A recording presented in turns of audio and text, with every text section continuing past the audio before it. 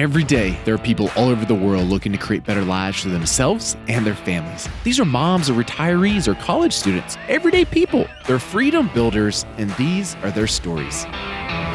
Hey guys, welcome to this week's episode of Jungle Scout Seller Stories. I'm your host, Greg Mercer, and today I'm joined by a six-figure seller, Morgan Rainey from Lafayette, Louisiana. Morgan, how's it going today? It's going great. It's Friday. Can't complain on Friday, right? Absolutely. I'm excited to talk to you. I met Morgan at the Boost by FBA conference not too long ago, and her story was very inspiring. So I thought to myself, I just had to have her on for an interview so she could tell all of us a little bit more about that. And with that being said, Morgan, tell everyone how long you've been selling on Amazon and what kind of revenue you're doing. Okay, yeah. And thank you so much for having me. I'm a little nervous. It's kind of surreal because I've watched so many of your videos and now it's like we're talking. I think you're real, I guess. I am relatively new to Amazon. I just started a year and a half ago. I started the last month of December in 2016. So we're right at a year and a half into selling on Amazon. It's something that I wasn't happy with my day job and I thought there's got to be a better way. So I just started Googling and YouTubing and here I am. Cool. So just a year and a half. And then what kind of revenue milestones have you hit? It's insane because a year and a half ago when I would sell $100 in a day, I was like doing happy dances around my house. Last month was actually our best month ever. And we hit $72,000 in sales for the month of June. So every month we continue to increase, and every month, the last day of the month is the best day of my life over and over and over. So it's incredible. That's amazing. Congratulations for that. That is pretty inspiring after 1.5 years that you're able to do now $72,000 a month and growing quickly. So just think probably before long, you'll be doing over $100,000 a month. So I want to hear a lot more about, what types of things that you're selling and what types of tips that you have for everyone else so that they can have the same type of success of what you've had. But before we get to that, let's rewind a little bit, okay? So what were you doing before you got started on Amazon?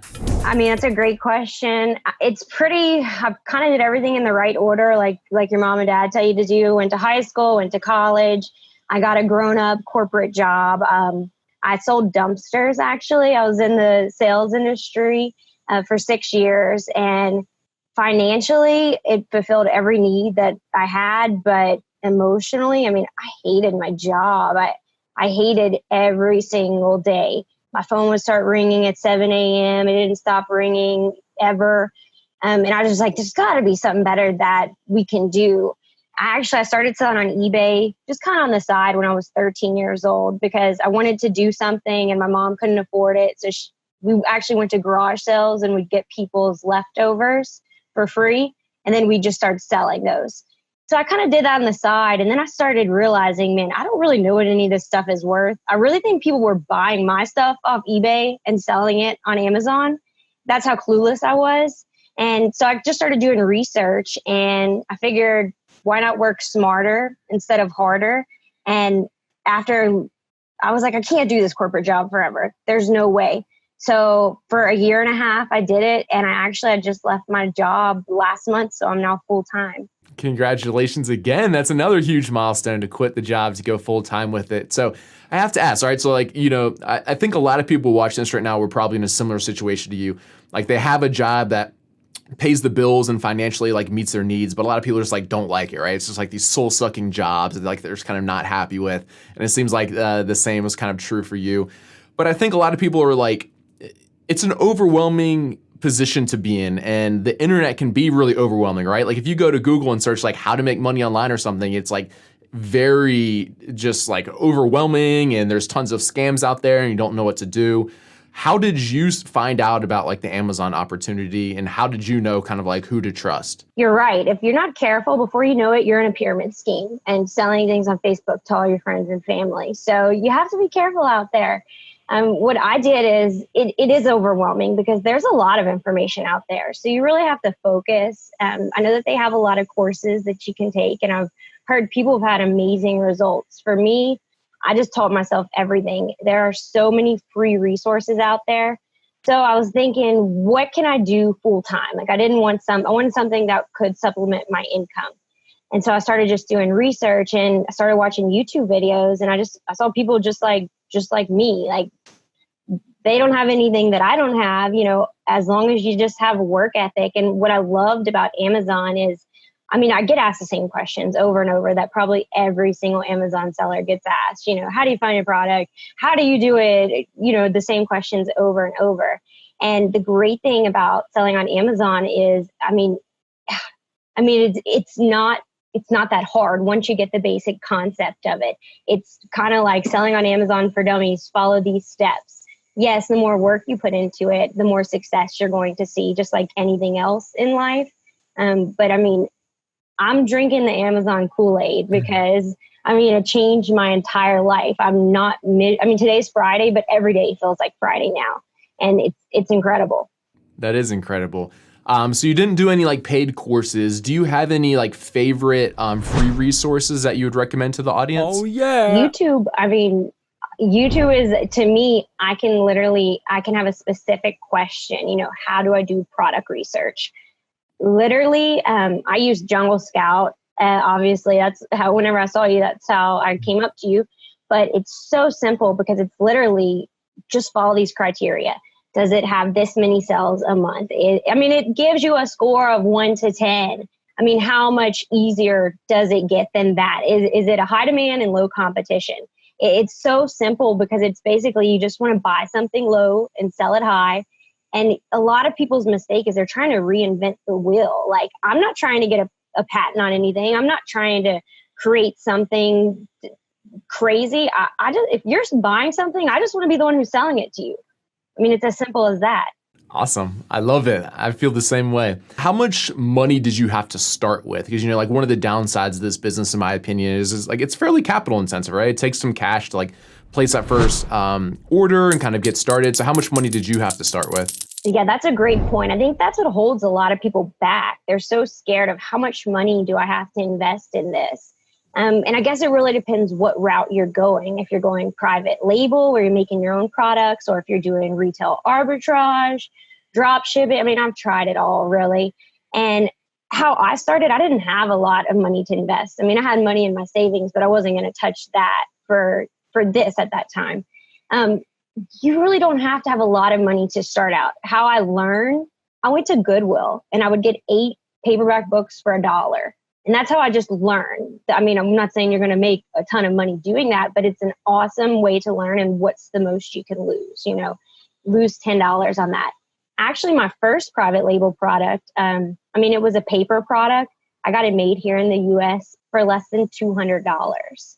It wasn't a huge success. Now I probably sell maybe 20 of those a month, but it was an awesome product to do that I got in less than a month. And it kind of just taught me, here's how you do keywords, here's how you do this. And I think it's great to learn with a product where you're not $5,000 in and worried, am I going to pay my mortgage or am I going to be stuck with 100 toiletry items or whatever you have? Cool. I like that. That's really good advice. So then what does like the makeup of your products look like now? Is it mostly private label products, or do you do the retail arbitrage, or like where are you sourcing these products from? We are still working a little bit harder than smarter.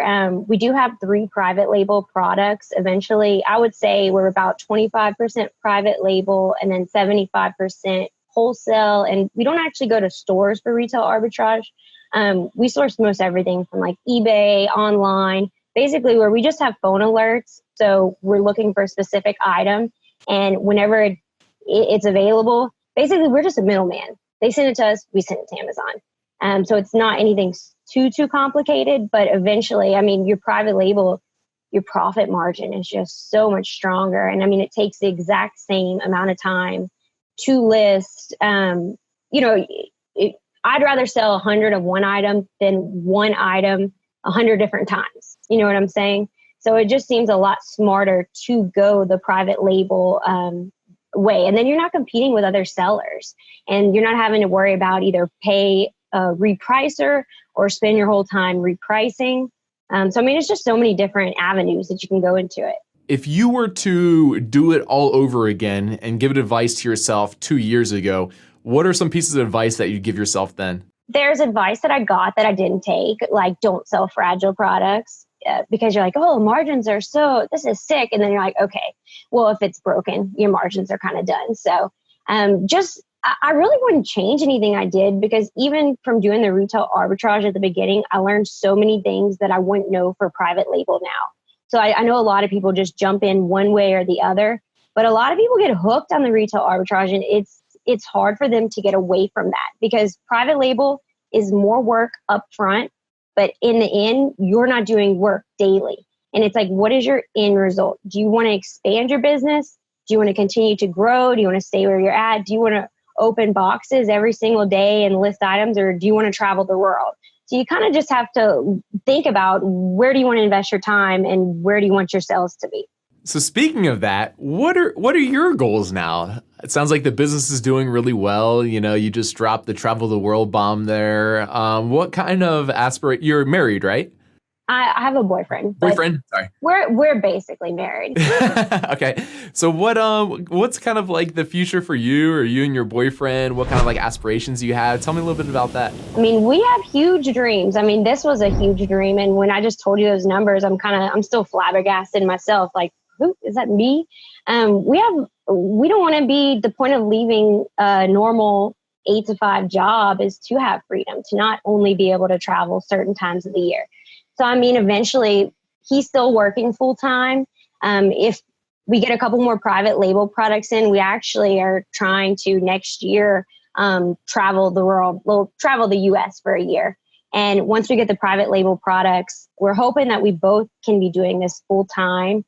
So, I mean, I was a slave to corporation just for like, my main concern was like healthcare, 401k. And you look at the money that you can make doing something else and not being miserable. And it just makes you wonder, man, I'm 28 and I'm glad I've left, but you see people who stay being miserable their whole life. And I mean, I just hope that most people, whenever you have dreams to do something else, quit questioning it. You know, just go for it. I kind of did things in the wrong order because when I started, I didn't know what I was doing whatsoever. But I mean, I'm kind of figuring it out. I still have questions every single day. But if you don't ever start, then you're exactly where you were a year ago. Morgan, you should be an inspirational speaker. The hairs on my arms are standing up listening to you. I really love it. So with all that being said, though, there are, as you know now as an entrepreneur, there's a lot of hiccups and, you know, like road bumps along the way. Tell me a few of like the horror stories and like a little bit of like the darker side of being a small business owner and an entrepreneur. I mean, it's terrifying. I mean, leaving a full-time job, it's the scariest thing I ever did. I had typed up a 2 weeks notice letter, and I had it for 6 months before I actually gave it to my boss. And I just got to the point. I mean, it's very, very scary. We've had things happen to our listings.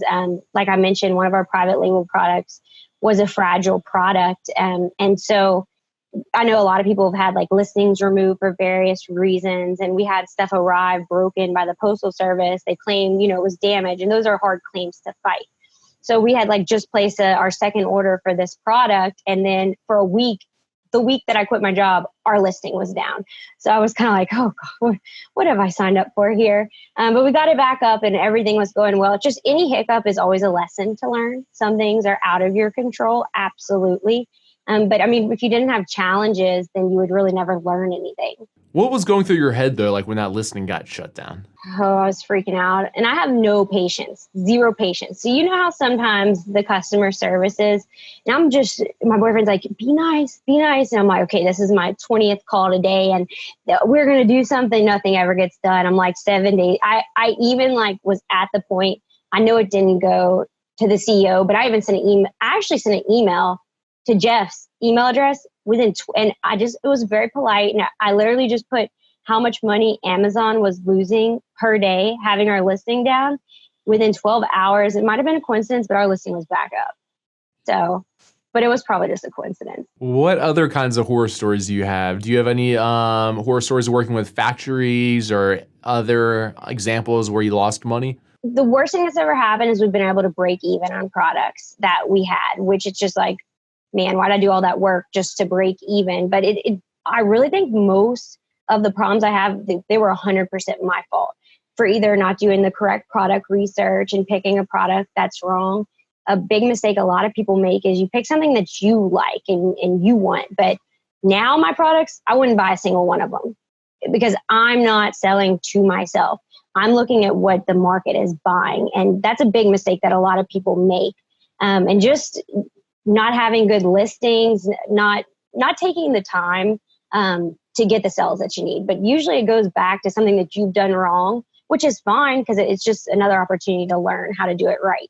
What are some of the lessons that you learned like from those kind of like horror experiences that you could share with the audience so they don't make the same mistakes? Okay, when sourcing your first product, we watched your series and on the $1 million case study, and man, helped a lot because I mean, even little things like getting them to sign a contract that says, if my products are not ready by this day, then I'm going to get a disc. Like, you don't get that pretty much. I mean, you really need to read the small print. Like if you're using Alibaba, because a lot of times you pay a deposit on your merchandise, but then it'll say, once you pay your full amount, sometimes it'll say they have 30 more days to get your product ready. And it's like, if you don't specify the actual terms, then the ball's in their court, not yours. So it's a lot of just little details. And that's why I'm so thankful to have these different YouTube, like you could read a million books about something, but until you actually see somebody who's done it. And I love on YouTube how people can share their screen and literally it's like a step-by-step, because I know everybody learns different ways and I'm a visual learner. So I can't just read something and figure it out. I need to see somebody doing it, do it myself. But I mean, I guess that's the main thing is just figuring, and then you need to factor in all your costs. Obviously, a lot of people start searching Alibaba. They don't even think about shipping. Like, it's not cheap to ship stuff. And then they don't think about the time. If you're doing by the sea, I mean, they're not going to get here anytime soon. So, and we ran out of our product, which is a blessing and a curse. I mean, we sold out, so that's great. But then we're 2 months behind on our order. So we're going to, like, all this work we did to rank, I know we'll be able to get it back, but it's just kind of like looking at the market, seeing how many you're selling, and make sure that if somebody's ready to buy a product, make sure you have it for them. I mean, it's as simple as that. Those are really good. Can you think of any other lessons that you've learned or like quick little tips that you could give people that would save them a lot of headaches? I guess what really helped me is how every month they'll release like the Amazon rank system per category. Okay, so we do our private label products are baby products, but we kind of dabble all over. I kind of have the same belief as you. We started wanting to stick to one niche, but then it was like when we did some products off that, they weren't selling so well. And I'm like, are we really that? I'm not married to this niche. Why not do something else? Our private label name is pretty open where it could kind of fit anything. So now you don't need to just be tied to one thing. That's for sure. I would definitely look what's selling. It doesn't all have to be baby products. And then another thing to learn is in the electronic category, it can be ranked number 300 in electronic, but electronics actually are broken down into subcategories. So that's something that I didn't learn until the hard way. So I'm thinking, 300, that's great. But then it's like 300 of like 20 subcategories. So nobody's even ever going to see it, So that's something that you just don't know until you do it. What do your friends and family think about you quitting your stable corporate job, selling stuff online? Give us a little insight into that. Well, they think I'm crazy. Honestly, they think I was nuts. And I mean, I had a friend that told us the only way you can get rich is to win the lottery.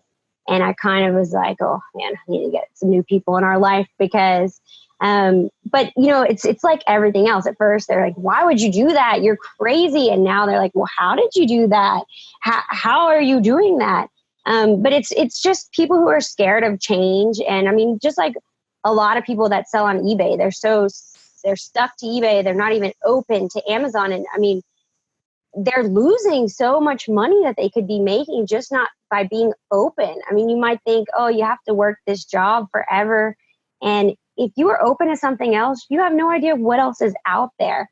I had a really good paying job. It was nothing financially that was wrong. But I mean, I've already made $40,000 more this year and the year's only halfway over. So, I mean, leaving my job is honestly, and devoting 100% of my time to the Amazon business, it's the best decision I've made. That's awesome.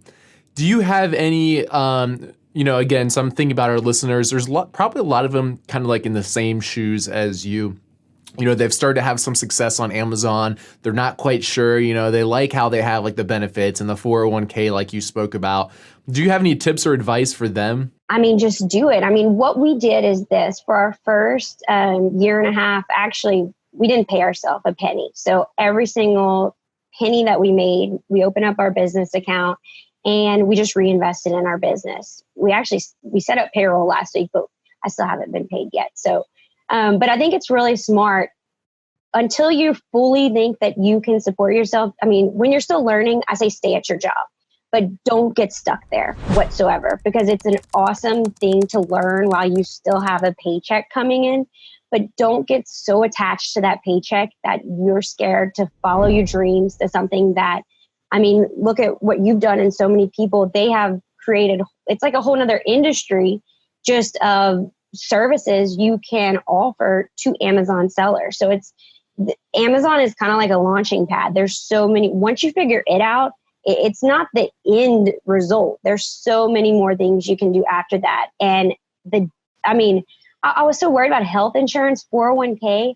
And now I kind of laugh when I think about it. I was like, I stayed miserable 50 hours a week for that. Like what? Now it's comical, but at the time it was like, how can I give this up? And I know a lot of people are in that boat. I've even heard people say, oh, if I just stay here 10 more years, I'll have these awesome benefits when I retire. And I'm like, but that's 10 more years of being miserable. Like, really? You're thinking with all the extra money you've made that you could easily just set up like buy your own health insurance and easily invest more money, right? Exactly. And I think you brought up another really good point there. And people always ask me, they're like, well, how much longer do you think like this is going to be a good opportunity? And I think a lot of people are in the mindset of like, like whatever I do, I need to be doing the exact same thing 10 years from now. And I like how, Morgan, how you have kind of like the foresight to understand that that's like not the case. Like now that you've like taken this alternative path in life, like down the entrepreneurial route, like right now the Amazon thing's working really well for you, and I'm confident it will for like years and years to come.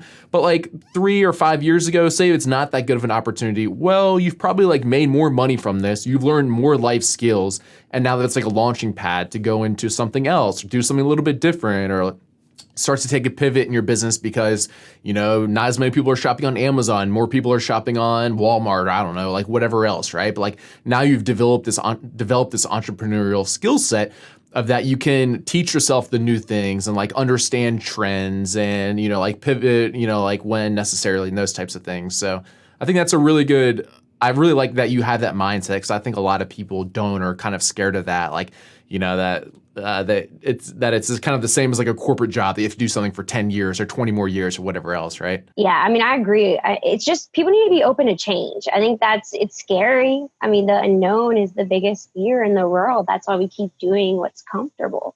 But I'm like, right. I want to travel the world. I want to experience things. I don't want to just only say, oh, sorry, can't do this, have to go to work, have to do this, have to be miserable. So it's like, what do you want out of your life at the end of the day? That's what you have to ask yourself. So have you set goals for yourself and your business for like this year or into the future? Absolutely. I mean, I've been in sales for corporate for 6 years. So I still have that corporate in my head. Like, you did this much last month, you have to do this much the next month. I mean, it's like it never leaves you ever. I mean, right now we're on track, which is insane, but we're on track to do $750,000 in sales. And I mean, my boyfriend helps me some, but he still works full time. So I'm like, I've never had a virtual assistant. I've never had anything like that. So I'm like, we're like a 1.5 person team doing these insane numbers. So a lot of times people think, oh, I don't have the money to invest. It's really easy to think of excuses of why you can't do something. I've heard all of them, and it's like, I don't have time. But we all have 24 hours in a day. It's like, what do you want to spend your time on that's going to allow you to spend your time doing later on? But I mean, that's a really good point. You just have to be focused and figure out what you want. But my goals are definitely, obviously, I want to expand. I want to get away from all this online arbitrage, expand our private label. We're working on 3 more products right now. So that will double our private label product line. I know it's only 6, but the more that I learn, the easier it is to do it, learning about getting products from China and whatnot. But I mean, just start with one product. Like I said, my first private label product was $200. It was something from the US. So it does not take thousands of dollars to start at all. And then what about next year, 2019 goals? Have you thought that far ahead yet? Yes. I mean, if we could do 750,000, I mean, year to date. Okay, so I looked up our numbers this morning. Like in the year and a half we've been selling, we have done $610,000 in sales in a year and a half. But I mean, how insane, like the very first month I ever sold anything on Amazon, which I sold for like half a month, I did $2,700 in sales.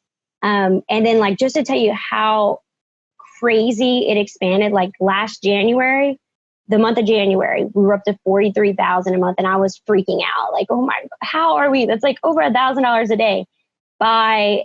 Or that was this January, sorry. By last month, we were at 71,000. So it's like, the sky's really the limit. And it's not even the sales numbers to me. It's more the profit margin, because I feel like at the beginning when I was doing all this retail arbitrage and selling these products that weren't that profitable, it's like, who cares what your sales numbers are if you aren't really making any money? So right. I think now not only are sales numbers going up, but the amount of work we're doing is going down and our profit margin is going up, which is really something that a lot of people are so focused. Oh, how much, it's like a competition for how much you sold. It's like, I don't really care how much you sold. I mean, how much money are you making? What can people expect as far as profit margins for their products? What's realistic? It's hard to explain because, every category is going to be different. And you have to factor in your costs, Amazon fees and whatnot. I go by the rule, which with private label, it's a little different, is whatever I pay for something, I normally need to sell that for 3 times what I paid. I want my return on investment. Like if I spend $10 on something, I want to make $10 off of it. If that makes sense. So basically, as far as the fees and everything, I mean, you can download the Amazon seller app for free. When I started, I would be at a drugstore waiting on a prescription and just scanning UPCs. And it's like the weirdest stuff is the stuff that sells. That's actually how we found, like, we kind of dig into the discontinued market. I was at my house and I had all this crap. I'm like, man, I need to get rid of this stuff. Let me just see if it, because I had just been taking it to Goodwill. Like, wonder if this is worth anything. Something I paid $3 for was selling on Amazon for like $55. So then I would go source that discontinued item. So it's like, it's insane how little work you can do and the amount of money that you can make. Is there any other questions that I haven't asked you, like good little bits of advice you'd like to share with people, or any stories of some of the wins or losses along the way that you feel would be good to share? I guess the biggest thing to share is just, I hear over and over, people making reasons of why they can't start. Everybody wants to do something different. And the greatest thing about Amazon is, it doesn't matter where you come from, how much money you have. It's totally 100% based on your work ethic. And how many things can, even in the corporate world, a lot of times just to get the job, you have to know somebody, and there's so many things you have to do to get promotions. If you're at a job right now and like you're busting your butt and you're making all this money for a corporation, just imagine if you took that energy into something for yourself. Not only are you going to have more passion for it, because you can pick what you want to do. There's so many avenues you can go down. Just quit making excuses and just realize, I mean, I figured it out and I don't even know how to do barely anything on a computer. You know how to restart this just to get this video to work. So you don't have to be a computer genius by any means, as long as you are open to learning. And a lot of people think they have to pay thousands of dollars for these courses. And I'm not knocking them, because I know people have had awesome success, and I'm all about investing and learning. But if you don't have those funds, there are so many free resources out there. Just go to YouTube and literally search, how do I sell on Amazon? Like it's literally as simple as that. And don't get overwhelmed. If you get overwhelmed, step away, and come back a little bit later. But just don't doubt yourself. Don't doubt what's possible and what you can accomplish if you just put your mind to something and quit making excuses. With that being said, Morgan, we'll go ahead and wrap up the interview, because I think that was a fantastic bit of advice to end on. Your story is super inspirational. I appreciate all the golden nuggets of tips and tricks and hacks that you've shared along the way. And it's been fantastic chatting with you. Thanks, Greg. You are our inspiration for being here in the first place. So I appreciate you taking time to speak with me today. Absolutely. Thank you very much, Morgan. Take care. Thanks. Have a good day.